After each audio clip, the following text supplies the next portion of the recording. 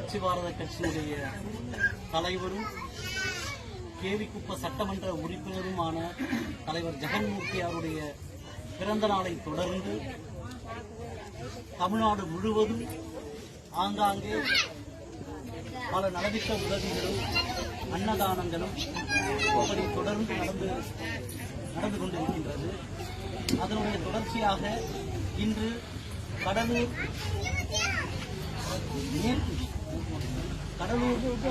மேற்கு மாவட்ட செயலாளர் மரியாதைக்குரிய அண்ணன் பழனிவேல் அவர்களுடைய தலைமையில் மற்றும் இணைச் செயலாளர் பெருமாளுடைய முன்னிலையிலும் இந்த நலத்திட்ட விழா இங்கே சீரோடும் சிறப்போடும் இங்கே நடைபெற்றுக் கொண்டிருக்கின்றது.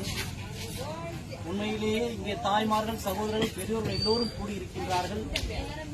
ஆக இந்த கூட்டத்துக்கு என்னோட வருகை மாநில செயலாளர் அண்ணன் பரணி மாறி அவர்களை, மாநில செயலாளர் அன்பு தம்பி கோபி அவர்களை, மாநில துணை செயலாளர் அன்பு தம்பி ஆறுமுகம் அவர்களை மற்றும் கடலூர் மாவட்டத்திற்கு உட்பட்ட மாவட்ட பொறுப்பாளர்களை, கள்ளக்குறிச்சி மாவட்டத்திலிருந்து வருகை தந்திருக்கும் மாவட்ட பொறுப்பாளர்களை மற்றும் இங்கே திரளாக கூடியிருக்கின்ற என் அன்பு தாய்மார்களை, பெரியோர்களை, சகோதரர்களை, உங்கள் அத்தனை பேருக்கு என்னுடைய வணக்கத்தை நான் தெரிவித்துக் கொள்கின்றேன். இங்கே புரட்சி பாரத கட்சியின் சார்பாக இந்த விழா இங்கே நடந்து கொண்டிருக்கின்றது. புரட்சி பாரதம் கட்சி என்று சொன்னால் அது யார், எந்த கட்சி? அந்த கட்சி இந்த மக்களுக்கு என்ன செய்தது? அந்த கட்சியினுடைய நிறுவனர் பூவை மூர்த்தியார் யார்? அந்த கட்சியினுடைய தலைவர் ஜெகன்மூர்த்தியார் யார்? அவர்களால் இந்த மக்கள் என்ன பயன்பெற்றார்கள் என்ற ஒரு செய்தி உங்களுடைய எல்லோருடைய மனதிலும் இங்கே ஓடிக்கொண்டிருக்கு. சகோதரர்களே, தாய்மார்களே, இந்த புரட்சி பாரதம் என்ற கட்சி பூவை மூர்த்தியார், மாவீரர் பூவை மூர்த்தியாரால் உருவாக்கப்பட்ட இயக்கம் இந்த புரட்சி பாரத இயக்கம். எங்கெல்லாம் இந்த தாழ்த்தப்பட்ட மக்கள், ஒடுக்கப்பட்ட மக்கள் நசுக்கப்படுகிறார்களோ, ஒடுக்கப்படுகிறார்களோ, அங்கெல்லாம் ஓடோடி போய் குரல் கொடுத்தவர் தான் புரட்சியாளர் பூவை மூர்த்தியார் அவர்கள். தன் வாழ்நாள் முழுவதும் இந்த மக்களுக்காக அல்லும் பகலும் அயராது உழைத்து ஓடாய் தேய்ந்து இந்த மக்களுக்காகவே திருமணம் கூட செய்து கொள்ளாமல் தன் வாழ்க்கையை துறந்த ஒரு மகத்தான தலைவன், ஒரு மகத்தான மாவீரன் பூவை மூர்த்தியார் அவர்கள். சகோதரர், அந்த பூவை மூர்த்தியார் இந்த மக்களுக்கு என்ன செய்தார் என்று சொன்னால் ஒரே வரியில் நான் சொல்லி முடிக்கின்றேன். வட தமிழகத்திலே இந்த தாழ்த்தப்பட்ட மக்கள் எல்லாம் ஆதிக்க வர்க்கத்துடைய கொடுமைகளுக்கு ஆளாகி, தொட்டால் தீட்டு, பார்த்தால் பாவம், பொதுக்குளத்திலே தண்ணீர் எடுக்கக்கூடாது, கோவிலுக்குள்ளே நுழையக்கூடாது, டீக்கடையிலே இரட்டை டம்ளர், பொது இடங்களில் நிற்கக்கூடாது, பொது இடங்களில் நடக்கக்கூடாது, குறிப்பாக செருப்பு போட்டு நடக்கக்கூடாது என்று இதுபோன்ற கொடுமைகளை எல்லாம் சாதி இந்துக்கள் கொடுத்தார். ஆக இந்த கொடுமைகளை எல்லாம் தாங்க முடியாமல் அந்த மக்கள் எல்லாம் அழுது புலம்பினார்கள்.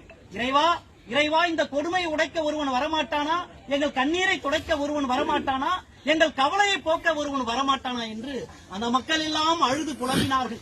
அதே புலம்பிய கூட்டத்திலிருந்து ஒருவர் எழுந்து பேசினார்.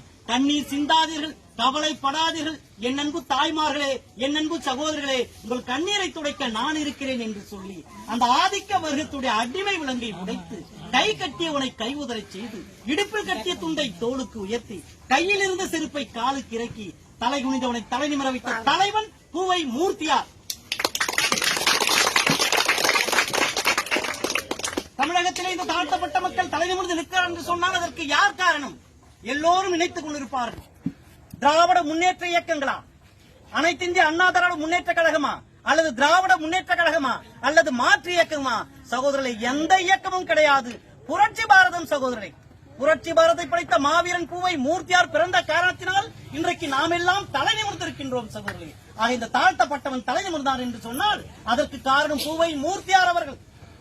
நம் மக்களுக்காக பல போராட்டங்களை கையில் எடுத்தார். ஒன்றல்ல இரண்டல்ல சகோதரர்களே, 1000 போராட்டங்கள் இருக்கின்றது. இங்கே தாய்மார்கள் எல்லாம் கூட இருக்கின்றார்கள். இன்னொரு முக்கிய ஒரு செய்தியை மட்டும் சொல்லி விடைபெறுகின்றேன்.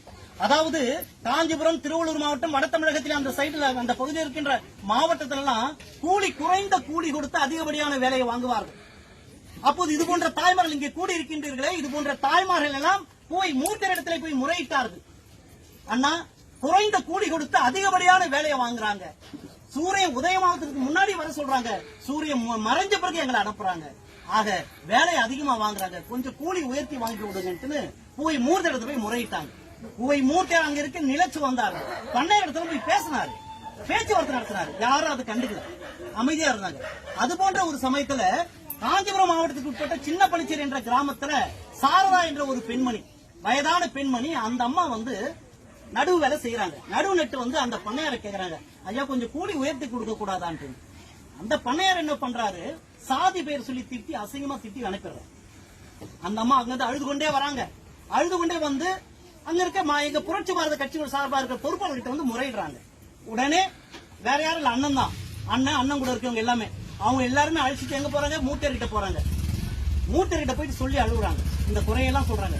அப்ப மூர்த்தியார் என்ன, இதுக்கு மேல அமைதியா இருந்தா சரிப்பட்டு வராதுன்னு சொல்லி, ஏன்னா ஏற்கனவே பேச்சுவார்த்தை நடத்திட்டு இருக்காரு பூவை மூர்த்தியார் பண்ணையார் கிட்டலாம். யாரும் கண்டுக்கல, இதுக்கு முன்னாடி அமைதியா இருக்க சரிபட்டு வராதுன்னு சொல்லி ஆயிரக்கணக்கான மக்களை ஒன்று திரட்டி பூவிருந்தவளில் இருந்து குன்றத்தூர் 4 ரோடு வரைக்கும் ஒரு மிகப்பெரிய பேரணி நடத்தினார் சகோதரர். நடந்தே சென்றாங்க.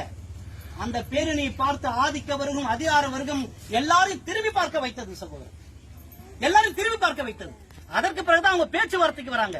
அப்போ அரப்பு கூலி, கலை கூலி, நடுவு கூலி, உழவு கூலி உயர்த்த சொல்லிதான் இந்த போராட்டம். அப்போ பேச்சுவார்த்தைக்கு அதுக்கப்புறம் வராங்க. ₹1 இருந்தது கூலி, ₹1 இருந்த கூலி 50 பைசா உயர்த்தி 1.50 கொடுத்தார்கள்.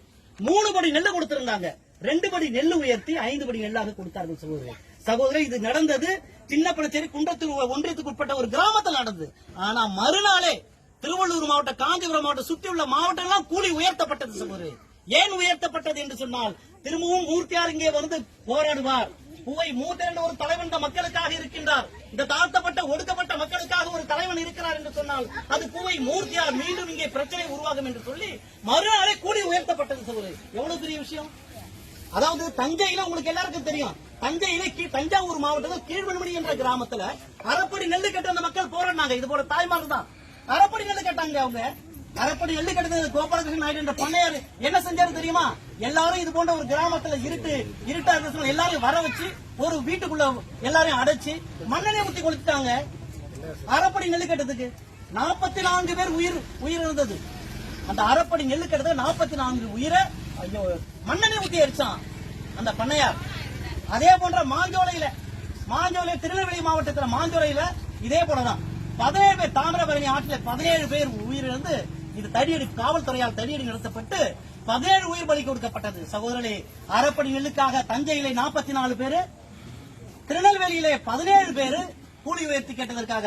ஆனால் காஞ்சிபுரம் மாவட்டத்தில் எந்த ஒரு சத்தம் சித்தமும் இல்லாமல், கத்தியின்றி, ரத்தமின்றி, யுத்தமின்றி, எந்த ஒரு உயிர் சேதமும் இன்றி பூவை மூர்த்தியாரால் கூலி உயர்த்தப்பட்டது என்று சொன்னால் அது பூவை மூர்த்தியார் செய்த மாபெரும் புரட்சி சகோதரனே.